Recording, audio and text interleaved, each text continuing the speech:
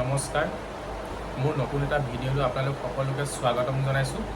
আৰু মই আজি আপোনালোকক ক'ম যে ক্ৰেডিট কাৰ্ড কি, যে ক্ৰেডিট কাৰ্ড বুলি ক'লে বহুতে ভয় খাই যায়, কি বস্তু এইটো। তো সেই বিষয়ে যিসকলৰ আপোনাৰ ক্ৰেডিট কাৰ্ডৰ ওপৰত খোকোজা লাগি আছে, মই যিখিনি জানো, মই যিখিনি মোৰ এক্সপিৰিয়েঞ্চ আছে, মই নিজে কাৰ্ডখন চলাইছোঁ, তো এই বিষয়ে মই জনাম যে ক্ৰেডিট কাৰ্ডখন কি বস্তু, কেনেকৈ চলাব, আৰু আপোনালোকে কাৰ্ডখন ভাল নে বেয়া এই বিষয়ে জানিব। লয় নলয় সেইটো আপোনালোকৰ কথা, কিন্তু যিটো মই জানো মই সেইখন কথা আপোনালোকক শ্বেয়াৰ কৰিবলৈ লৈছোঁ। এই ভিডিঅ'টোত মই একদম চিম্পল ভাষাত বুজাই দিম ক্ৰেডিট কাৰ্ডখনৰ বিষয়ে, যে ক্ৰেডিট কাৰ্ড মানে কি। যে বহুতে নাজানে যে ক্ৰেডিট কাৰ্ড মানে কি। ক্ৰেডিট কাৰ্ড হৈছে এখন আপোনাৰ কাৰ্ড হয়, যিখন আপোনাৰ ATM-ৰ নিচিনাই কাৰ্ডখনৰ বেনিফিট কি, যদিহে আপোনাৰ একাউণ্টত পইচা নাই, সেই কাৰ্ডখন যদি আপোনাৰ লগত আছে তেতিয়াহ'লে তাত এটা লিমিট ভৰাই দিব বেংকে। ধৰি লওক 10,000 পৰা 5 লাখৰ ভিতৰত। ধৰি ল'লোঁ আপোনাৰ তাত 50,000 টকা এটা ভৰাই দিলে, আপোনাৰ একাউণ্টত পইচা নাই, তথাপি সেই কাৰ্ডখন আপুনি ইউজ কৰিব পাৰিব। কেনেকৈ ইউজ কৰিব? যিকোনো আপুনি বজাৰ হওক, পেট্ৰল পাম্পত হওক, বা ৰিচাৰ্জ হওক, বা পইচা উলিওৱা হওক, সেই কাৰ্ডখন আপুনি পইচা একাউণ্টত নাথাকিলেও খৰচ কৰিব পাৰিব। আৰু সেই পইচাটো আপুনি কেতিয়া ঘূৰাই দিব লাগিব বেংকত?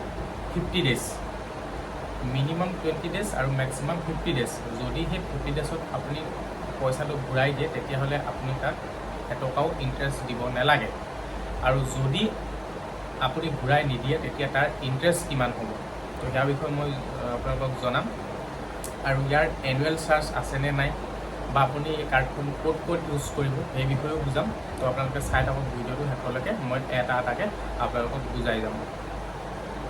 পাৰে যদি আপুনি মান্থলি হিচাপত যায়, তেতিয়া হৈছে আপোনাৰ 3.5%, মানে আপোনাৰ মাহত 3.5% ইণ্টাৰেষ্ট, যদিহে আপুনি পইচাটো পে'মেণ্ট নকৰে।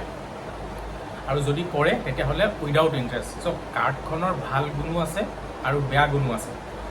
যদিহে আপুনি কাৰ্ডখন খৰচ কৰি সময়মতে পে'মেণ্টটো কৰে, তেতিয়াহ'লে আপুনি কাৰ্ডখন চলাই বহুত ভাল পাব।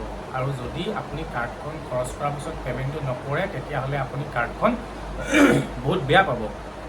চাওক, ভাল কি কাৰণে কৈছোঁ মই, যদি আপোনাৰ হাতত আজি পইচা নাই, আপুনি পইচা লোকক বিচৰাতকৈ সেই কাৰ্ডখনত এটা এমাউণ্ট থাকিব, আপুনি সেই এমাউণ্টটো খৰচ কৰিব পাৰিব। আৰু যেতিয়াই 50 ডেজত আপুনি পইচাটো পাব, তেতিয়া আপুনি ৰিটাৰ্ণ কৰি দিব। আৰু ৰিটাৰ্ণ কৰিলে আপুনি এটকাও ইণ্টাৰেষ্ট দিব নালাগে, সেইটো এটা ভাল গুণ। আৰু বেয়া গুণটো হৈছে কি, যদিহে আপুনি সময়মতে পে'মেণ্টটো নকৰে, তেতিয়া ৰেট অফ ইণ্টাৰেষ্টটো বহুত বেছি, আৰু সেইটো লাগি লাগি আপোনাৰ বহুত বেছি হৈ যাব। আৰু যদিহে আপুনি পে'মেণ্ট নকৰে, তেতিয়া আপোনাৰ চিভিল টিভিল বেয়া হোৱাৰ চান্স থাকে। আৰু যদি কাৰ্ডখন ভালকৈ আপুনি চলাই থাকে, তেতিয়াহ'লে চিভিল ৰিপৰ্টো আপোনাৰ বহুত হাই কৰে ক্ৰেডিট কাৰ্ডে। আৰু যদি বেয়াকৈ চলায়, তেতিয়াহ'লে আপোনাৰ চিভিল একেবাৰে তললৈ লৈ আহিব। আৰু যিকোনো বস্তুৰ এটা ভাল গুণ থাকে আৰু এটা বেয়া গুণ থাকে। তো আপোনালোকক মই ভাল গুণটো আৰু বেয়া গুণটো কৈ দিলোঁ। আৰু SBI ক্ৰেডিট কাৰ্ডৰ নিজৰ এপ্লিকেশ্যন আছে। আপুনি প্লে ষ্ট'ৰত যাব, SBI কাৰ্ড বুলি ডাউনলোড কৰিব, আৰু তাত ৰেজিষ্ট্ৰেশ্যন কৰি ল'ব। তাতে আপুনি ক'ত কিমান খৰচ কৰিছে, বা যিকোনো আপোনাৰ কাৰ্ড হেৰাইছে, ব্লক কৰিব হ'লে তাতে আপোনালোকে ধুনীয়াকৈ উলিয়াব পাৰিব, ষ্টেটমেণ্ট জেনেৰেট কৰিব পাৰিব। প্লে ষ্ট'ৰতে যাব, SBI কাৰ্ড বুলি ডাউনলোড কৰিব, আৰু তাত ধুনীয়াকৈ গোটেই ডিটেইলছখিনি ফিল আপ কৰিব, আৰু ধুনীয়াকৈ নিজৰ ID পাছৱৰ্ড বনাই ল'ব, তাতে আপোনালোকে ধুনীয়াকৈ চাব পাৰিব। আৰু এই কাৰ্ডখনৰ এগেইনষ্টত আপোনালোকে এটা CPP বুলি কয়, কাৰ্ড প্ৰটেকশ্যন প্লেন। আপোনালোকে কাৰ্ড প্ৰটেকশ্যন প্লেনো কৰি ল'ব পাৰে, মানে এইটো এটা ইঞ্চুৰেঞ্চৰ নিচিনা। সেইটো কৰিলে আপোনালোকৰ বেনিফিটটো কি হ'ব, যে ধৰি ল'লোঁ আপোনাৰ কাৰ্ডখন ফ্ৰড হৈ গ'ল। যদি আপোনাৰ কাৰ্ডখন কেনেবাকৈ আপোনাৰ মিষ্টেকত কাৰ্ডখন ফ্ৰড হৈ গ'ল, তাৰ পৰা আপোনাৰ এমাউণ্ট এটা লৈ গ'ল, যদি আপোনাৰ সেই CPP প্লেনটো থাকে, তেতিয়াহ'লে আপুনি পইচা ভৰিব নালাগে। আৰু দেখা যায় যে ক্ৰেডিট কাৰ্ডত বহুত ফ্ৰড কল আহে। যদি আপুনি কিছুমান বস্তু, যেনেকৈ কাৰ্ডৰ আপোনাৰ বেক চাইডৰ নম্বৰ থাকে, CVV নম্বৰ বা আপুনি OTP শ্বেয়াৰ কৰে, এনেকুৱা ক্ষেত্ৰত আপোনাৰ অলপ ভুলৰ কাৰণে যেতিয়া আপুনি এই বস্তুখিনি শ্বেয়াৰ কৰি দিব, তেতিয়া কিন্তু আপোনাৰ বহুত সমস্যা হ'ব, মানে আপুনি পইচা ভৰিব লাগিব। তো কেতিয়াও আপোনাক কাৰ্ডৰ মানুহে কেতিয়াও আপোনাক OTP বিচাৰি ফোন নকৰে। তো আপোনালোকে এইবোৰ বস্তু কেতিয়াও শ্বেয়াৰ নকৰিব। আৰু বহুতৰ মুখত শুনা যায় যে ক্ৰেডিট কাৰ্ড ক'লে ভয় খাই যায় যে ক্ৰেডিট কাৰ্ড বেয়া বস্তু। তেনেকুৱা নহয়। ক্ৰেডিট কাৰ্ড মই চলাই আছোঁ, মই ভাল পাইছোঁ। যদিহে আপুনি চলাব জানে তেতিয়াহ'লে ভাল, আৰু যদি চলাব নাজানে তেতিয়াহ'লে আপোনাৰ কাৰণে কাৰ্ডখন বহুত বেয়া হ'ব।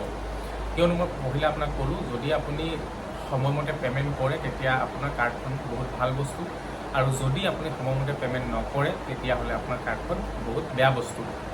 আৰু তাৰ ইণ্টাৰেষ্টটো ক'লোৱে যে মান্থলি 3.5% আৰু এনুৱেলি হিচাপত গ'লে 42%। 42 আপোনাৰ বছৰেকত, ভাবি চাওক মানে কিমান বেছি।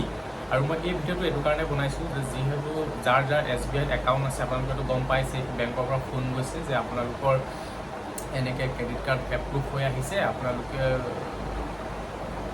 মাতিছে আপোনালোকক বেংকক।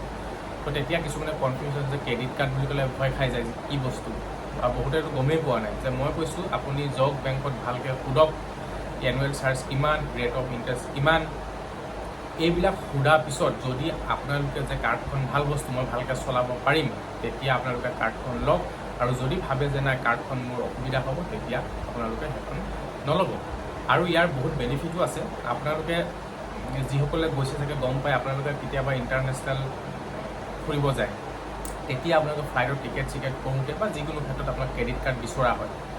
তো ক্ৰেডিট কাৰ্ডখন আজিৰ দিনত বহুতে জৰুৰী, মানে যিকোনো কামত, যেনেকৈ অনলাইন হওক বা বিজনেছমেনসকলৰ কাৰণেতো ক্ৰেডিট কাৰ্ড বস্তুটো বহুত ভাল। আপোনালোকে পইচা খৰচ কৰক, তাৰপিছত লাভ অংশ নিজে থৈ আকৌ সেই পইচাখিনি আপোনালোকে কি কৰক, বেংকত জমা কৰি দিয়ক। সেনেকৈ 50 দিনৰ মূৰে মূৰে যদি পাই থাকে আপোনালোকে, মানুহ সোপা ল'লেতো আপুনি 10 টকা ইণ্টাৰেষ্টত ল'ব লাগিব, তাকো মাহত। সেইটো হিচাপত আপোনালোকে 50 ডেজ ফ্ৰীকৈ পাই আছে। আৰু যদি 50 ডেজত আপোনালোকে ৰিটাৰ্ণ কৰি দিয়ে তেতিয়াহ'লে আপোনালোকে কোনো ধৰণৰ ইয়াত ইণ্টাৰেষ্ট ভৰিব নালাগে। যদি মোৰ ভিডিঅ'বোৰ আপোনালোকে চাই ভাল পায় বা পঢ়িলা প্ৰথম চাইছে, তেতিয়াহ'লে আপুনি মোৰ ইউটিউব চেনেলটো ছাবস্ক্ৰাইব কৰি দিব, যাতে মই আপোনালোকক আৰু ভাল ভাল ভিডিঅ' বনাই থাকিবলৈ উৎসাহ পাওঁ, আৰু ভাল ভাল ভিডিঅ' দিবলৈ চেষ্টা কৰিম, যাতে মই এনেকৈ লাংফাং ভিডিঅ' নিদিওঁ। মোৰ ভিডিঅ'ৰ পৰা আপোনালোকে যাতে কিবা এটা শিকিব পাৰে, তো সেই বিষয়ে মই আপোনালোকক ভিডিঅ' বনাম, আৰু আপোনালোকে মোৰ ভিডিঅ'বোৰ চাই থাকিব। Thank U.